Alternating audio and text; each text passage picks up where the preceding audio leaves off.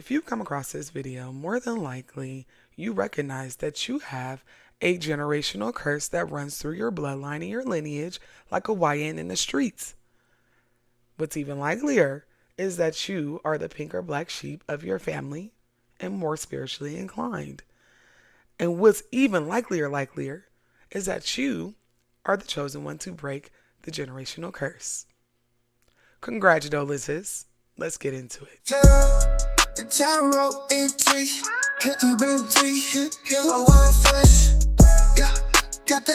in T. T-A-R-O-T. On that tarot in T. Got that tarot in T. Got that tarot in T. T-A-R-O-T. T-A-R-O-T. Tarot in T. The black cauldron on T.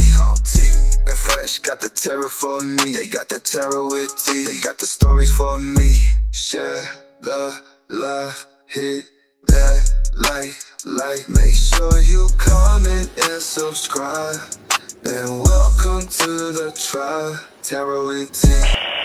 Welcome back, YouTube. And if you're new here, this is Tarot and Tea, where I yap about spiritual situations and worldly reparations. And on today's episode, we will be talking about generational curses, how they come to be, how you can prevent them, and how you break them. And I want to preference this video by stating that generational curse breaking is not easy.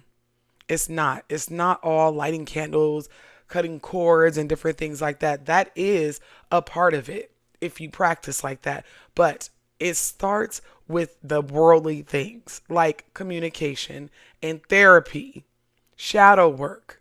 And for those who are living under a rock and don't know what a generational curse is the belief that negative experiences, things are passed down the lineage. If you notice that all the women in your family are single mothers or have toxic relationship with men, that could be considered a generational curse. If you notice that all of your bloodline, your lineage come from poverty, that could be a generational curse. Or all the men in your family are prone to incarceration, generational curse. When we talk about generational curses, we also need to talk about, because it is tied in to epigenetics. What is epigenetics, you ask? Epigenetics is how life experiences, especially stress and trauma, can be passed down in the genes without changing the DNA. So for example, my grandmother is definitely afraid of water and dogs. Okay, my grandma cannot swim. To this day, she does not mess with dogs and water. And then I had to think about epigenetics and why this is. Well, my grandmother cannot swim, and you have to think about how we were brought over here. Her ancestors could have swam, and just the trauma around being on the water for so long, traveling here to the United States could play into that. Right? My grandma doesn't know this, but it absolutely could be a possibility. You have to think about whenever her ancestors tried to escape enslavement. What is the first thing that the massa and his crew would go get? A bloodhound to smell you out, a dog. So this is what epigenetics is. So even though generational curses and epigenetics are two different things, follow me now. One is scientific, the other one is spiritual. It ties in to that trauma can be inherited, pain can be inherited, patterns can be inherited. Epigenetics talks about how trauma and pain can be biologically carried forward, while generational curses talk about how that same pain and trauma can spiritually be carried forward. A spiritualist might say, or would say, I have a generational curse that's in my family. Whereas a scientist may say this family carries inherited trauma patterns through behavior and epigenetic changes. So because one is spiritual and one is biological, I wanted to make sure that I included both. Now, I didn't came up with about 15 or 16 ways of how you can break a generational curse. I don't know if I'm going to get through all of these, but just take the advice as you will. I've taken liberty to take notes on my phone because I did not want to forget any part of this. If I have not taught y'all anything useful in the past 3 years of content making, this is one of the most important videos to me. My ancestors, my spirit team gave me the message to give to y'all. So get your pen and paper, and to that blessed soul that's going to write down all of this in the comments for everybody else, shout out to you. I'm going to light a candle for you because I know somebody, that type A person, is going to take the notes. So y'all be on the lookout for that comment because it always happens. Additionally, share this with your family and friends. I never asked y'all to share videos on here, but the more people in your bloodline, in your family, that knows about these ways, that are willing to do the work to clean, to clear, to cleanse, to renew your bloodline, it's more powerful. 2, 3, 4 of y'all together doing this is more powerful than just one person. Number 1, do your shadow work. No, I won't even say this is number 1. This is before number 1. Do your shadow work because a lot of y'all don't realize that y'all are the problem. And I know that generational curses sometimes come from your ancestors, like just their toxic ways. Sometimes your ancestors were crossed and that root worker wasn't playing with your great-great-Grammy's ass and put it on the whole bloodline. All right. I understand that these things do happen, but you have to do your shadow work and make sure that this one is actually a generational curse and it's not you just showing your natural black ass. And for 2, to take dominion over your feelings and your actions. Take accountability for those things because sometimes it is literally you and the decisions that you're making. It's not a generational curse. Everything is in a crossing curse jinx. Okay, so let's get into number 1. Identify the pattern, the problem, the trauma, the generational curse out loud. No matter how shameful it feels, no matter how embarrassing it feels, identify it. You cannot break something that you are refusing to acknowledge. So things like toxic relationship, chronic illnesses, poverty, emotionally being unavailable, repeating mistakes that your parents and their parents and their parents did, being a shit parent. That's a generational curse as well. Y'all have to make sure that y'all are keeping it $150. Naming the trauma is the first act of rebellion and placing dominion over it. Number 2, break the silent culture. Say that shit out loud at Thanksgiving. Ruin Thanksgiving if you need to. If Uncle Chester is the molester, put it on blast because things that stay dark are never, ever, ever healed or acknowledged. Generational curses thrive in secrecy, denial, and shame. So while everybody thinks this is healthy, that, oh, we don't talk about that, that's family business, it literally feeds the curse. Talk about that shit. Because speaking the truth interrupts the program immediately. After you do steps 1 and 2, you take your ass home, okay? Because you probably didn't ruin Christmas, Thanksgiving, or whatever family gathering we got going on. All right, you go home.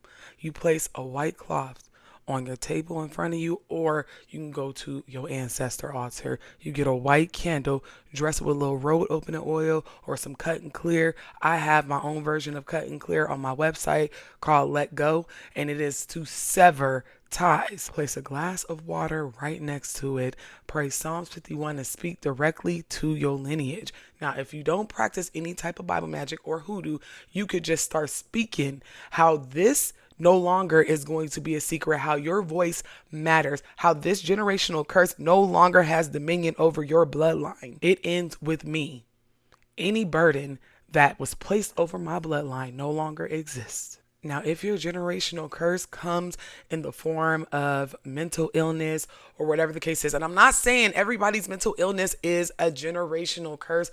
Please, if you already went to the doctor, you've already been screened, whatever the case is, and they say you got a little ADHD or some type of mental health issue, please make sure you are taking meds. Because like I said in the beginning of this video, this is worldly and it's spiritual. It's biological and it's spiritual. So you have to be willing to take the proper steps. Okay. But if you notice that there's cloudiness in your head, a history of mental health issues, or some of y'all got it, some of y'all don't, whatever the case is, you can do a head wash because curses pass through fears, beliefs, and thoughts. So the first thing you're going to do is get you a little hyssop. You're going to need some basil, cascarilla, Florida water or a spiritual water, and natural spring water. Pour it from the crown towards your forehead and speak aloud, I wash away any inherited belief that does not belong to me. Number 3, therapy and trauma processing. Yes, you heard it, therapy. Therapy is the greatest form of shadow work that you can gift yourself. Curses pass through trauma responses. So therapies like EDMR, somatic, nervous system therapy, because that is a thing, would be very helpful whenever you're trying to break your generational curse. Breaking those traumas down equals breaking that trauma down for the lineage. Number 4, I think, emotional regulation. Because a lot of y'all generational curses look like yelling, cursing, screaming, fighting, shutting down, repeating toxic traits, being in toxic relationships, miscommunication, bad communication, not listening, reacting instead of responding, listening to respond. That is trauma. That is a curse. Breaking the pattern is learning how to breathe, how to pause, how to really think, understanding yourself and what somebody else is saying to you, not listening to have a response or rebuttal, but actually listening. And once you reach mastery levels of communication, then you'll start communicating like that to your children. And then your children will know this skill and they'll be masters by the time they are adults and they have their own kids. And they'll be able to be emotionally regulated and speak to their kids in the same manner that you speak to them. You see what I'm saying? It's like the domino effect. Create new family rules. No, Chester the molester is not going to just go under the rug. He's going to go to jail. Yeah, he's going to be underneath the jail. Curses end whenever you break the chain. So saying things or following things like we communicate well in this house. We communicate openly and properly. We do not suffer in silence. We build wealth on purpose. You are essentially not only physically rewriting the family laws, but spiritually as well. Because again, you are going to teach this to your little ones, to your sisters, your brothers, whomever, and it passes down the lineage. Number 6, financial literacy and boundary setting. Boundary setting, heavy on the boundary setting. Generational curses surrounding financial literacy usually go hand in hand with boundary setting because a lot of us think that it is your job to take care of your grown ass parents and their grown ass kids because your mama's mama did it. Your mama's parents did it. Hell no. This generational curse often involves money trauma, poverty, overspending, wanting to appear like you got it when you don't, not saying no, impulsive choices, supporting toxic relatives, and financial abuse. Breaking this curse involves saving, investing, saying no, building your credit, making fiscally responsible decisions, going out your way and learning what your parents did not know. Because within the Black community, we are financially illiterate in some ways. This is where you bridge the gap and end it. The next one on the list is education and skill building. Do you understand that your ancestors orchestrate things for you because they weren't able to do that said thing? Such as get an education, go to a trade school. Hell, the simplest of things such as reading, writing, voting. We were not allowed those amenities. So with you learning as much as you can, whether it be about your rights, whether it be how to become a nurse, whatever the case is, this is what they want you to do. Be better than what they were. And so they make things fall into your lap easily, but it's up to you to take the opportunity, because once you take the opportunity to further educate yourself in whatever it may be, that's breaking the curse of not having any education at all. Knowledge literally breaks the cycle. The next one, which is so important, this should have been number one: breaking the chain of dysfunction. Clarity is freedom. Saying out loud, that was not normal. That was abuse. That hurt me. I will not accept this behavior. It's such a strong thing. The next one is something I kind of touched on earlier: forgiveness and accountability. Forgiveness loosens the curse's grip. Accountability builds your new path. It's okay to forgive yourself, okay? It's okay to forgive yourself for falling into it. I mean, at the end of the day, we all see dysfunctional shit in the family, and we just, that's just our family. But sometimes we play into it. Like I said, trauma is passed down. And last but not least, build a new legacy. You do not have to repeat these patterns. Curses are literally broken by creating the opposite pattern of that curse. So darkness, of course, is light. Dysfunction versus healthy communication, healthy relationships. The next part of this, I'm going to give you a couple of easy rituals that you could be doing while you are doing the worldly work. We got to put in the spiritual work as well. And before any practitioner get up here and be like, that's not right. Listen, it's how you like your coffee. I'm trying to make this as simple as possible, because I will be releasing a masterclass, a mentorship, different classes on different things, and we'll go into depth in those classes. But these are just some very, very easy things that y'all can do at home while you are in the midst of breaking your generational curse. You can do a blessing or healing candle for your family, for your bloodline, for your lineage. You can do a white, gold, or blue candle dressed in healing oil with healing herbs. You can use blessing oil, clarity oil, whatever oil that you conjure up, and declare that every seed that comes after me is prosperous, healthy, and free. You can also make a jar. And what you're going to do is you are going to get like a mason jar. It doesn't have to be super big. Add black salt or regular salt, cascarilla, which is crushed eggshells, lemon or vinegar. You can use pins or nails, and a petition declaring that this generational curse is broken, that all spiritual debt has been paid, whether it is a generational curse that you've caused, or somebody that is close to you that is still living, or even your ancestors. Then you're going to take a black candle and burn this black candle on top of that jar for 3 to 7 days. If you got to get a new candle every day because you only got the little baby taper ones, that's fine. If you got to get one of those long little pillar ones, that's fine.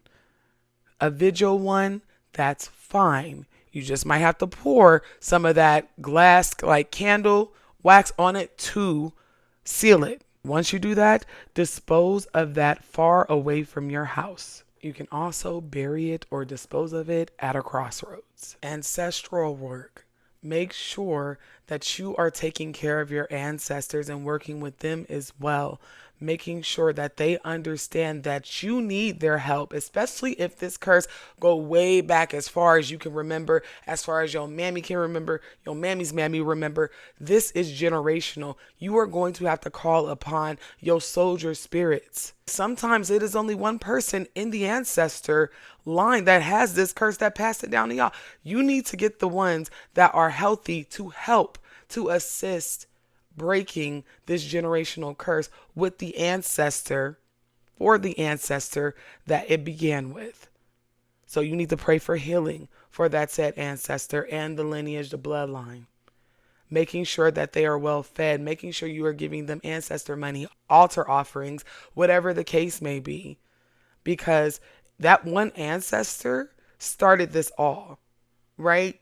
So, because you can also, like, your ancestor could have been crossed too, like with herb and root and whatever. So, we need to make sure that our ancestors that did not carry that generational curse helps the ancestors that did. Because more than likely, if it's one person, then they gave birth to somebody else and they give birth to someone.